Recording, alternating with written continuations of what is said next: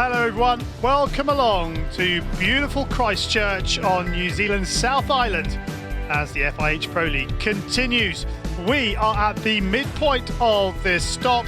It's a repeat of the opening match of this mini tournament as Great Britain take on Australia in the women's competition.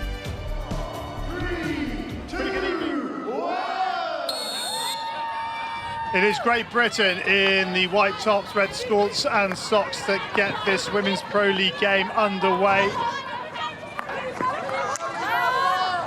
Nice work by Great Britain. Here's a chance for Watson. Now to Martin. Martin driving. Martin across the face of goal, and Tessa Howard on the far side. It's great defending from Penny Squibb.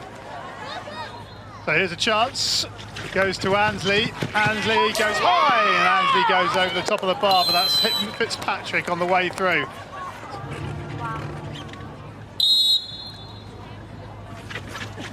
Goes to Ansley. Ansley goes low, the deflection is up, and I think it's Howard who's got it. Tessa Howard deflects it up into the goal, and it is Great Britain 1, Australia 0, and nothing less than Great Britain deserved for their opening 9 and a bit minutes. Really good routine. It was very tight to the edge of the circle as it came out back into Laura Power's feet, only just over the line. But that is a beautiful running upright touch from Howard. Oh, that's a bad miss from Costello, and a chance here for Callum Sanders. It's been turned in. Was it Greiner who gets the touch in front, but it all comes from a really poor trap from Costello down the Great Britain right-hand side, and from nothing, Australia are back on level terms. This is a great play across the goal.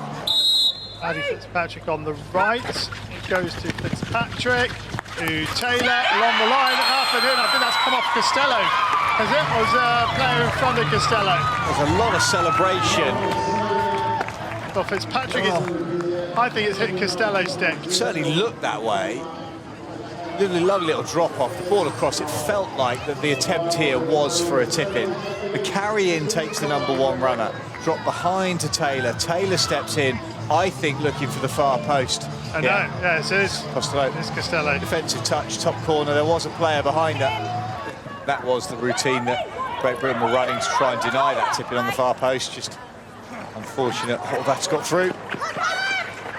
Callum Sanders and Hesh does well to regather herself. I think Great Britain at 6s and 7s here a little bit, and then another penalty corner, and they've just lost their way, Great Britain. Stewart now takes the left-hand castle. That's not out of the D.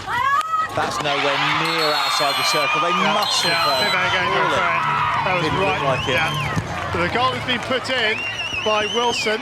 Now let's see if it counts. For you, the ball has not left the circle, so you can award a free hit to the defence. So huge disappointment for Australia.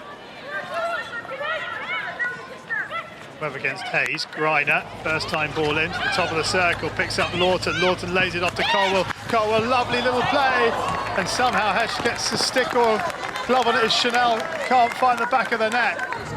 Hayden Stewart on the left-hand castle.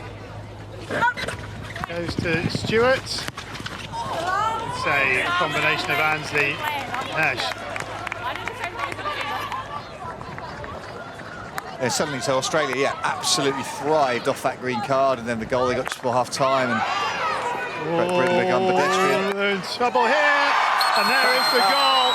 Herm Webb with the error on the edge of her circle, and it has been punished by Australia. Callum Sanders is in the middle of that. And it's Greiner, I think, who's getting the congratulations. I think she's got a second goal here. It is Greiner.